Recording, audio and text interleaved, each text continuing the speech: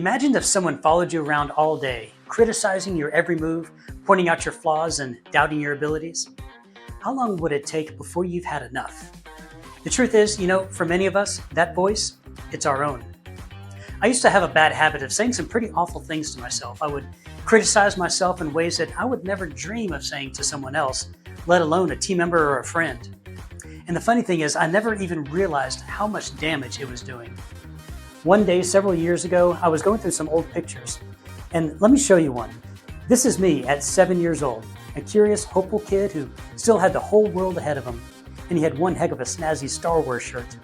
I imagined myself saying a bunch of negative things to him.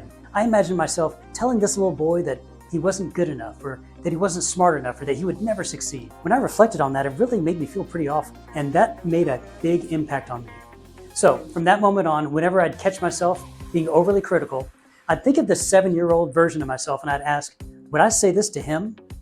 And if that answer was no, I would change my tone. I started replacing those harsh words with kinder, more compassionate ones. And the truth is, we all deserve to treat ourselves with the same patience and grace that we would offer somebody else.